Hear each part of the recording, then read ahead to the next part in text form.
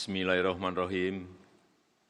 Assalamualaikum warahmatullahi wabarakatuh. Waalaikumsalam warahmatullahi wabarakatuh. Selamat sore, salam sejahtera bagi kita semuanya.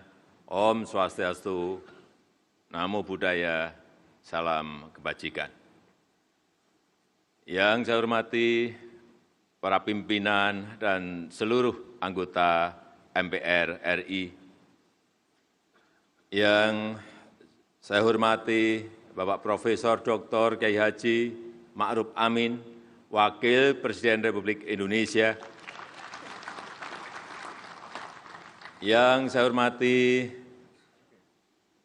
Ibu Hajah Megawati Soekarno Putri, Presiden kelima Republik Indonesia. Yang saya hormati Bapak Profesor Dr.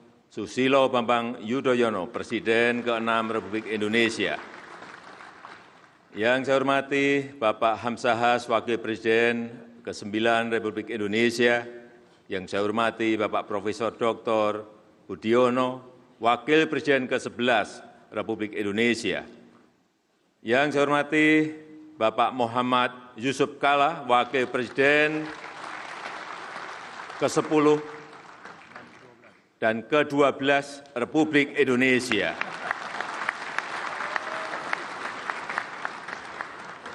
Yang mulia, yang saya hormati Kepala Negara dan Pemerintahan, serta utusan khusus dari negara-negara sahabat.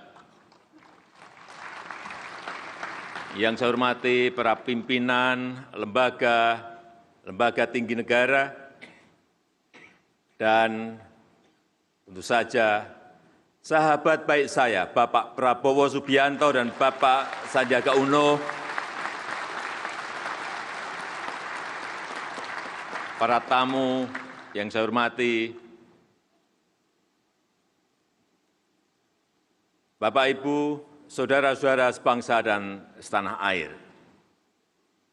Mimpi kita, cita-cita kita di tahun 2045, pada satu abad Indonesia merdeka, mestinya, insya Allah, Indonesia telah keluar dari jebakan pendapatan kelas menengah.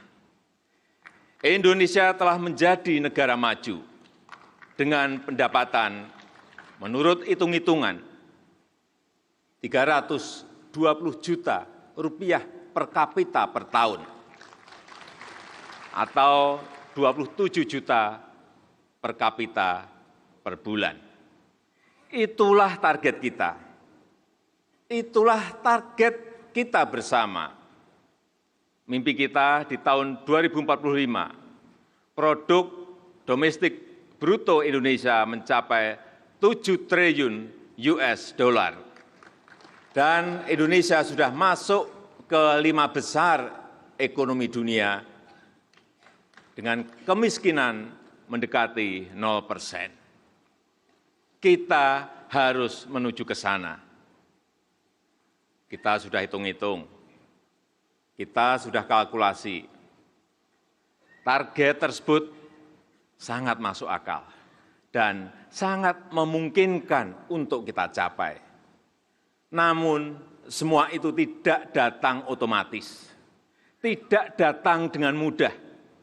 Harus disertai kerja keras, dan kita harus kerja cepat, harus disertai kerja-kerja bangsa kita yang produktif. Dalam dunia yang penuh risiko, yang sangat dinamis, yang sangat kompetitif, kita harus terus mengembangkan cara-cara baru, nilai-nilai baru. Jangan sampai kita terjebak dalam rutinitas yang monoton. Harusnya inovasi bukan hanya pengetahuan. Inovasi adalah budaya. Ini cerita sedikit. 5 tahun yang lalu, tahun pertama saya di istana, saya mengundang pejabat dan masyarakat untuk halal bihalal. Protokol meminta saya untuk berdiri di titik itu. Saya ikut, tahun pertama saya ikut. Tahun kedua, ada halal bihalal lagi. Protokol meminta saya berdiri di titik yang sama, di titik itu lagi. Langsung saya bisik-bisik, saya bilang ke Menseknek, Pak, ayo kita pindah lokasi. Kalau kita tidak pindah, ini akan menjadi kebiasaan di titik itu lagi. Dan itu akan dianggap sebagai aturan. Dan kalau diteruskan, bahkan nantinya akan dijadikan seperti undang-undang. Duduknya apa? Berdirinya di situ terus. Ini yang namanya monoton dan rutinitas. Sekali lagi, mendobrak rutinitas adalah satu hal. Dan meningkatkan produktivitas adalah hal lain yang menjadi prioritas kita. Jangan lagi kerja kita berorientasi pada proses, tapi harus berorientasi pada hasil yang nyata. Saya sering mengingatkan kepada para menteri, tugas kita bukan hanya membuat dan melaksanakan kebijakan, tetapi tugas kita adalah membuat masyarakat menikmati pelayanan, menikmati pembangunan. Seringkali birokrasi melaporkan bahwa program sudah dijalankan, anggaran telah dibelanjakan, dan laporan akuntabilitas telah selesai. Kalau ditanya, jawabnya, programnya sudah terlaksana, Pak. Programnya sudah terlaksana, Pak. Tetapi setelah dicek di lapangan, setelah saya tanya ke rakyat, ternyata masyarakat belum menerima manfaat. Ternyata rakyat belum merasakan hasilnya. Sekali lagi, yang utama itu bukan prosesnya, yang utama itu adalah hasilnya. Dan cara mengeceknya itu mudah. Lihat saja ketika kita mengirim pesan melalui SMS atau WA. Di situ ada send, artinya telah terkirim. Ada delivered, artinya telah diterima. Tugas kita itu menjamin delivered, bukan hanya menjamin send. Dan saya tidak mau birokrasi pekerjaannya hanya sending saja. Saya minta dan akan saya paksa bahwa tugas birokrasi adalah making deliver. Tugas birokrasi kita itu menjamin agar manfaat program itu dirasakan oleh masyarakat. Para hadirin dan seluruh rakyat Indonesia yang saya banggakan, potensi kita untuk keluar dari jebakan negara berpenghasilan menengah sangat besar. Saat ini kita sedang berada di puncak bonus demografi, di mana penduduk usia produktif jauh lebih tinggi dibandingkan usia tidak produktif. Ini adalah tantangan besar dan sekaligus juga sebuah kesempatan besar. Ini menjadi masalah besar jika kita tidak mampu menyediakan lapangan kerja. Tetapi akan menjadi kesempatan besar, peluang besar jika kita mampu membangun SDM yang unggul, sumber daya manusia yang unggul. Dan dengan didukung oleh ekosistem politik yang kondusif dan didukung oleh ekosistem ekonomi yang kondusif. Oleh karena itu, 5 tahun ke depan yang ingin kita kerjakan, yang pertama adalah pembangunan sumber daya manusia, pembangunan SDM akan menjadi prioritas utama kita.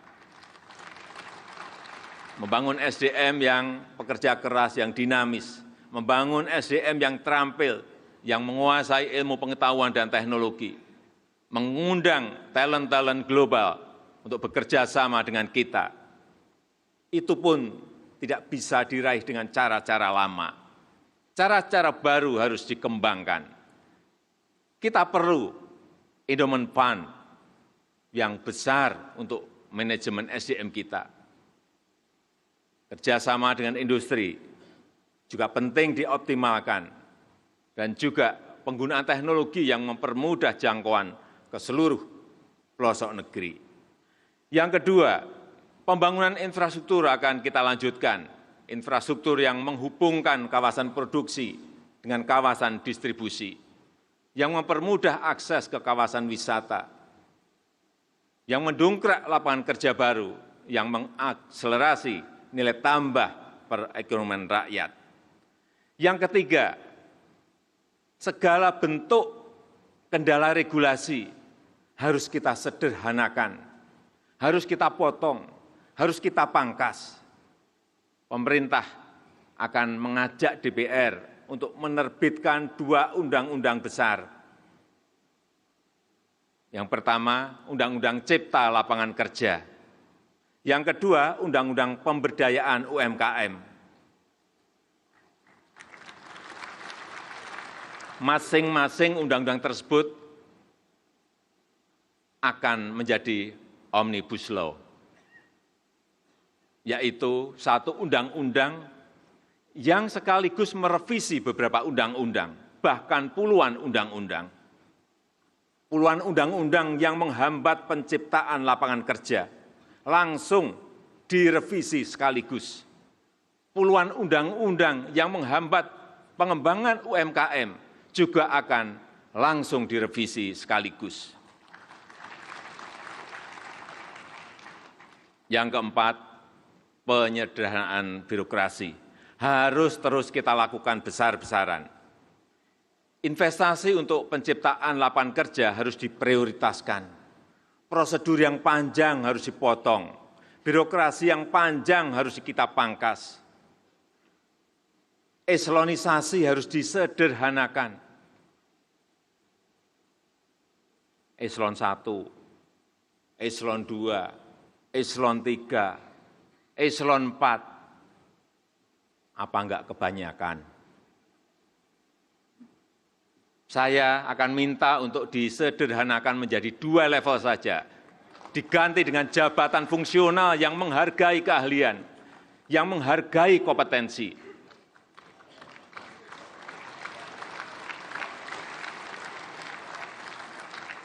Saya juga minta kepada para menteri, para pejabat, para birokrat, agar serius menjamin tercapainya tujuan program pembangunan. Bagi yang tidak serius, saya tidak akan memberi ampun. Saya pastikan, sekali lagi, saya pastikan, pasti akan saya copot.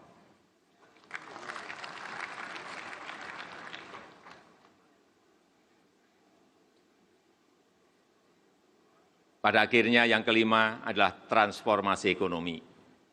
Kita harus bertransformasi dari ketergantungan pada sumber daya alam menjadi daya saing manufaktur dan jasa modern yang memiliki, yang mempunyai nilai tambah tinggi bagi kemakmuran bangsa demi keadilan sosial bagi seluruh rakyat Indonesia.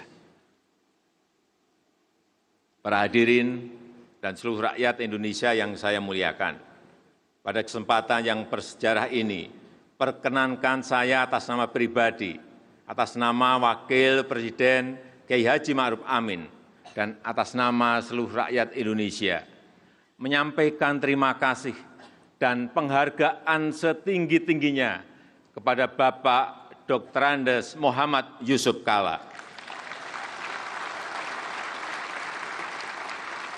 yang telah bahu-membahu menjalankan pemerintahan selama 5 tahun terakhir. Ucapan terima kasih juga saya sampaikan kepada seluruh lembaga-lembaga negara, pada jajaran aparat pemerintah, TNI dan Polri, serta seluruh komponen bangsa yang turut mengawal pemerintahan selama 5 tahun ini, sehingga dapat berjalan dengan baik. Mengakhiri pidato ini, saya mengajak Bapak, Ibu, dan saudara-saudara sebangsa dan setanah air untuk bersama-sama berkomitmen pura babara sombokku, pura tangkisi golikku, layarku sudah terkembang, kemudiku sudah terpasang. Kita bersama menuju Indonesia maju. Terima kasih. Wassalamualaikum warahmatullahi wabarakatuh. Semoga Tuhan memberkati. Om Santi Santi Santi Om. Namo Buddhaya. Salam kebajikan.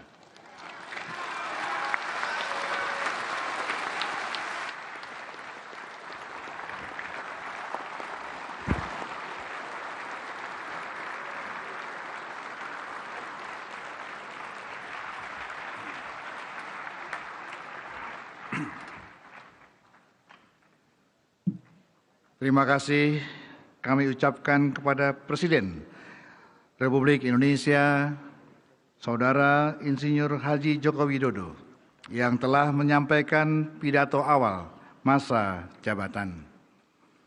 Setelah mencermati dengan seksama kesungguhan Saudara Presiden dan Wakil Presiden Republik Indonesia, kami meyakini bahwa Indonesia semakin optimis menyongsong masa depan.